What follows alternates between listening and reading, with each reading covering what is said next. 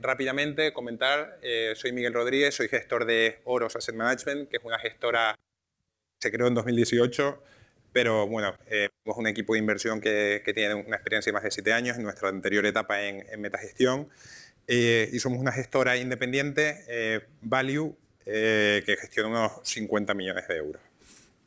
Bueno, antes de empezar con la idea de inversión, sí que me gustaría comentar en qué 5 puntos nos apoyamos en la gestora a la hora de invertir en una compañía, porque vamos a ver la idea de inversión a través de estos 5 puntos. En primer lugar, invertimos en compañías que podamos entender, es decir, que estén dentro de nuestro círculo de competencia. Si no podemos entender una compañía, es imposible invertir en ella. Cuando haces cosas que no sabes hacer, pues el mercado te pone rápidamente en tu sitio. No verán nunca invertir en compañías como biotecnológicas, semiconductores, etcétera, estas cosas. Invertimos en compañías o tratamos de invertir en compañías que no tengan mucha deuda, porque las compañías que están sobreendeudadas, cuando tienes un problema, un error en tu valoración o te equivocas en el ciclo capital de la industria, pues cuando tienes mucha deuda, pues hace que tu equity pues salte por los aires, ¿no? Después, hacemos mucho hincapié en la gestión de capital de las compañías. Tú cuando inviertes en una compañía en bolsa te estás asociando con su equipo gestor. Entonces asumes cuando haces tu análisis que ya el equipo gestor sabe gestionar muy bien los productos o servicios de la compañía, pero la gestión de capital también es clave. Gestión de capital entendiendo de cuándo reparten el dividendo o por qué lo reparten, cuándo recompran acciones, cuándo prefieren hacer M&A y crecer de forma externa, cuándo prefieren invertir en el propio negocio. Pues bueno, esto puede convertir una mala gestión una mala gestión de capital puede convertir una inversión a priori que tenía pinta de ser buena en un absoluto desastre. Después, nos gustan empresas diferenciadoras que tengan ventajas competitivas o barreras de entrada. Y esto es porque una ventaja competitiva te permite defenderte cuando un competidor viene a intentar robarte tu trozo del pastel.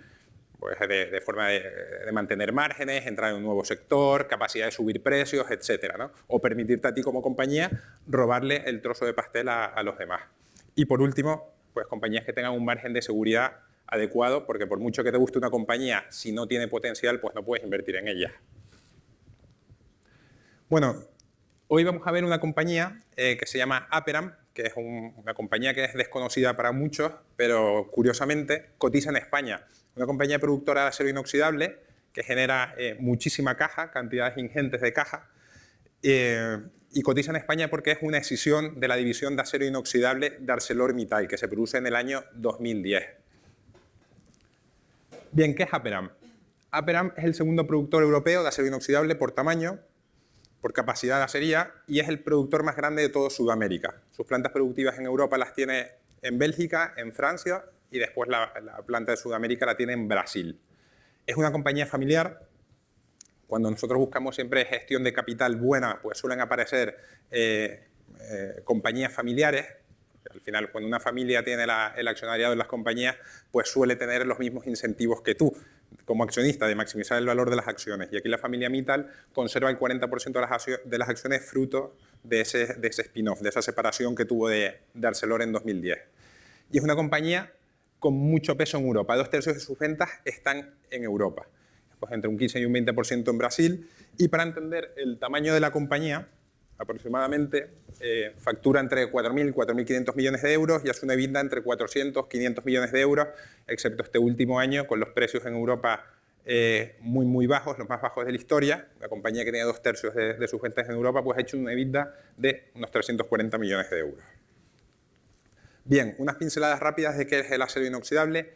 Es una aleación de acero con diferentes materias primas, el níquel, cromo, el molibdeno, el titanio, y se utiliza básicamente para evitar la corrosión. A diferencia del acero al carbono, del acero común, que se utiliza pues, muchísimo para la construcción, más o menos un 50%, el acero inoxidable tiene más peso en productos de consumo.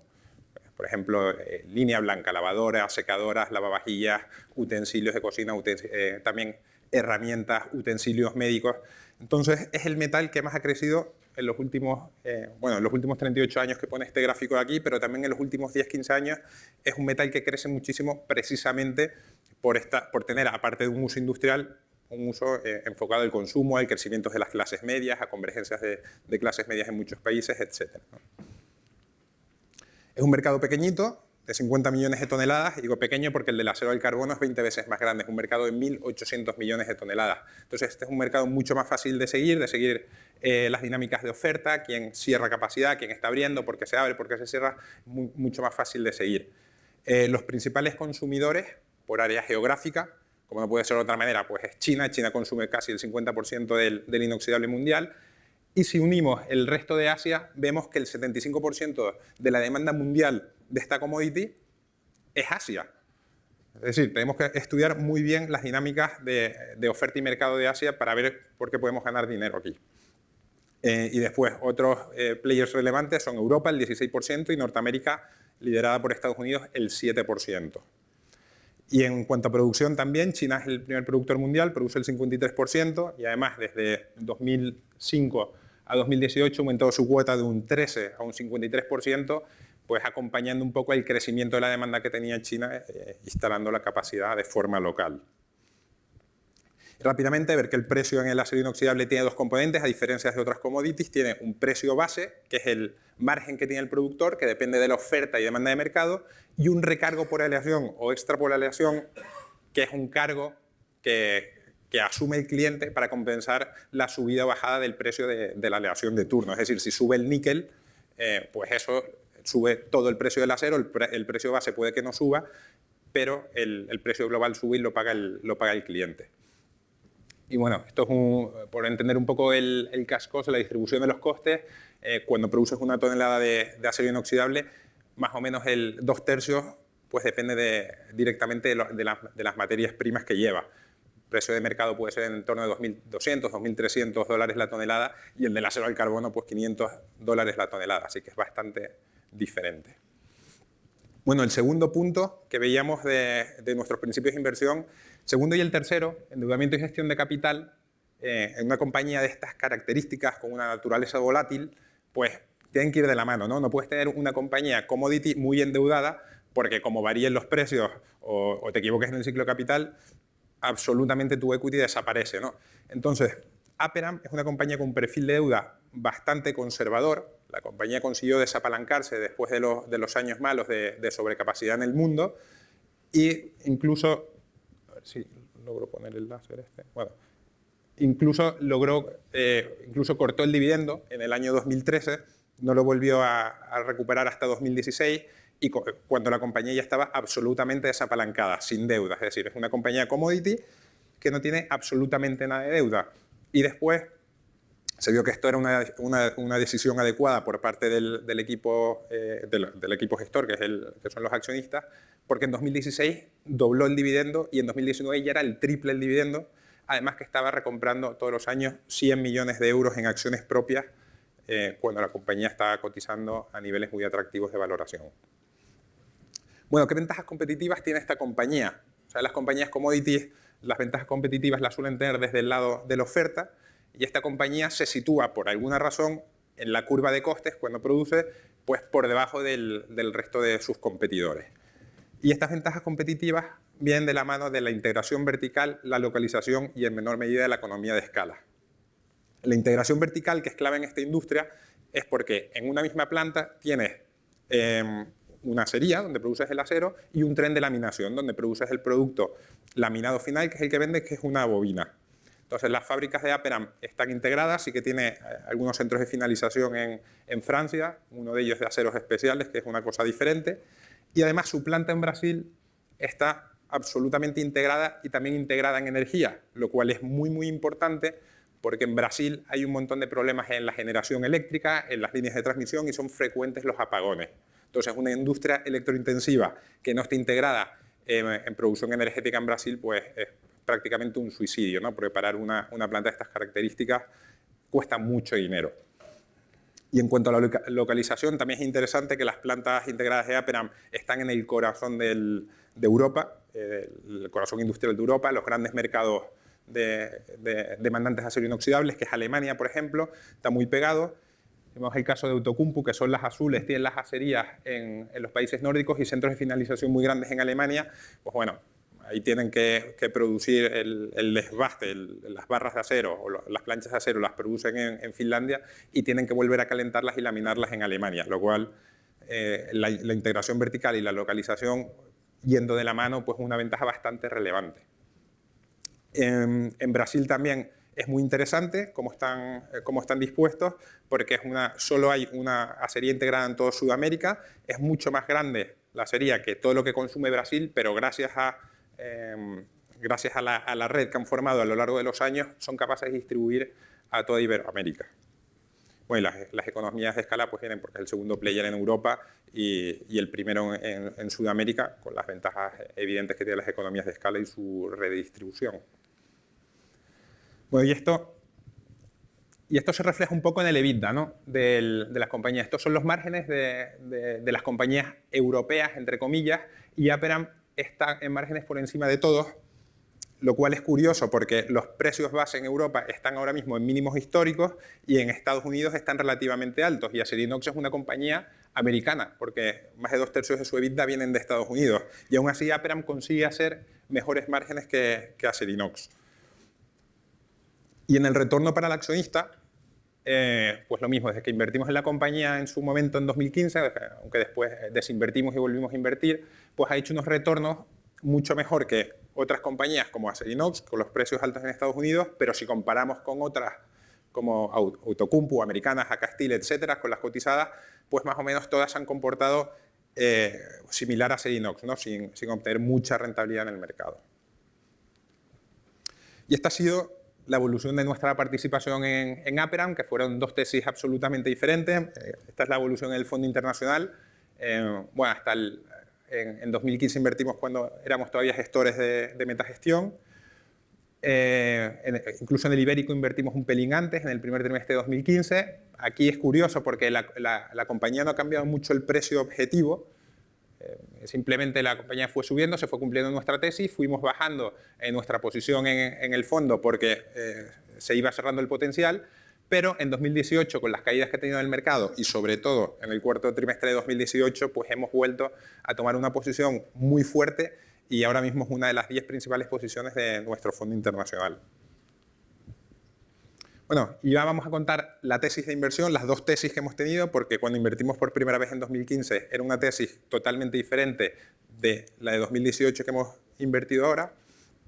Cuando invertimos al principio en 2015, analizamos el mercado del acero inoxidable y como el de muchas otras commodities, pues era un mercado que tenía un exceso de optimismo, ¿no? También favorecido por un entorno de tipos bajos, se había pensado que China iba a crecer mucho más de lo que estaba creciendo y bueno, se puso muchísima capacidad en el mercado, pero en 2008 explota una enorme burbuja de crédito que se había creado precisamente por estos tipos bajos y aflora una enorme sobrecapacidad. Esa demanda ficticia desaparece, los ratios de utilización bajan y los precios base en Europa bajaron un 50% en 2008, en Estados Unidos un 40% y en el níquel, por ejemplo, que es una materia prima asociada al inoxidable, pues un 80%, de $50.000 la tonelada a $10.000 la tonelada.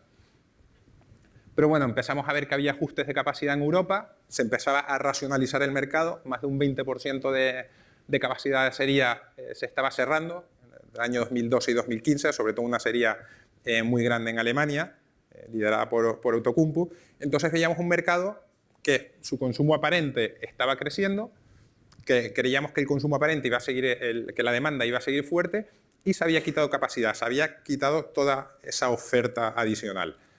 Entonces decimos, bueno, pues este mercado nos gusta, miramos Aperam, pero cuando vimos Aperam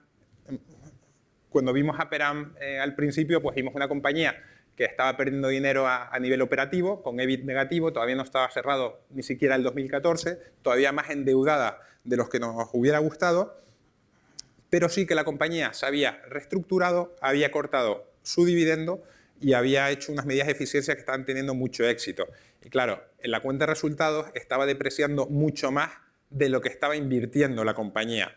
Es decir, la cuenta de resultados tapaba la verdadera capacidad de generar caja que tenía esta compañía, que veíamos que estaba perdiendo dinero en la cuenta de resultados, en resultados antes de impuestos, pero ya estaba generando flujo de caja positivos e incluso en 2014 ya estaba generando más de 200 millones de flujo de caja libre y sin contar además 40 millones que vendía de electricidad en Brasil a la red. Bueno, pues la tesis se cumplió, la compañía pues estaba generando muchísima caja, se desapalancó, en el año 2017 se puso incluso en posición de caja neta, repartiendo dividendos, recomprando acciones, generando más de 300 millones de flujo de caja libre. Bien, pero ¿por qué hemos vuelto a invertir en 2018? ¿Qué ha pasado este pasado 2018? Pues ha habido una tormenta perfecta. El gobierno americano, de la mano de Donald Trump, decide poner tarifas arancelarias a las importaciones de acero chino. Claro, entonces los chinos dejan de ser rentables en Estados Unidos, un mercado en sobrecapacidad, y tienen que buscar otro mercado potente que pueda absorber toda esa sobrecapacidad. Y ese mercado es Europa. Compañías con peso en Europa como Aperam, pues caen un 60% del mercado, Outokumpu igual, Acerinox un poco menos porque en Estados Unidos las cosas pues son mejores.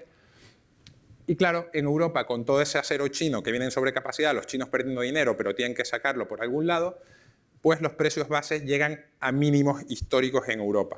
Mínimos históricos incluso por debajo de la crisis de 2008. Y en Estados Unidos hay una disparidad donde los precios se mantienen altos y compañías americanas supuestamente pues, pueden hacerlo un poco mejor.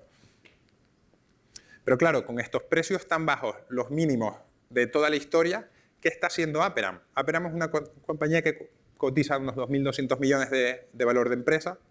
Una compañía prácticamente es igual al Enterprise Value porque no tiene deuda, Enterprise Value y capitalización. A día de hoy, peor momento de la historia, produce 170 millones de flujo de caja libre. Claro, podríamos pensar que el mercado está valorándola bien, 2.200 millones, incluso un poco menos ahora con las caídas recientes. 2.200 millones, 170 millones, estamos comprando la compañía a un PER 13. PER 13 es el peor momento de la historia. Pero es que cuando los precios se recuperen en Europa, y que lo harán, y no esperamos recuperaciones muy grandes, simplemente a los niveles de 2014, 2015, la compañía, mucho más eficiente que antes, va a producir más de 300 millones de euros de flujo de caja libre y estaremos comprando una compañía que no tiene deuda, que recompra acciones, que está bien gestionada y es la más eficiente de su sector a menos de 7 veces beneficio. A día de hoy la compañía tiene un potencial del 90% y es una de las principales posiciones de nuestro fondo internacional y también del fondo ibérico. Bueno, con esto estaría todo. A disposición para cualquier pregunta.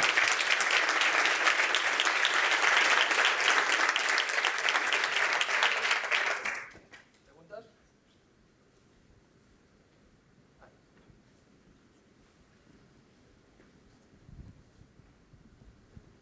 Hola. Nada, principalmente qué riesgo puedes tener con todo lo que viene ahora de, bueno, con el coronavirus, que se ha empezado a parar todo, y en general cuáles son los principales riesgos que ves para esta inversión. Sí, pues en efecto hay riesgos y da igual que estén en China y que estén en otro lado porque hablando con muchas compañías europeas, ayer mismo lo decía Acerinox en su conferencia de resultados, que tienen clientes que compran componentes a China, China está parado y ellos querrían seguir produciendo aquí en Europa, pero no le pueden comprar a Acerinox sus productos precisamente porque no están funcionando y no tienen todos los componentes para fabricar. Eso va a afectar y está afectando, está todo parado.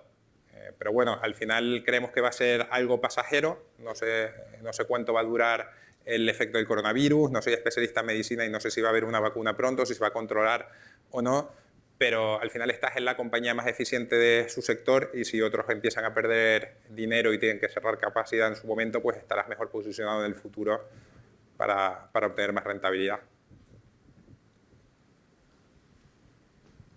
¿Alguna pregunta más?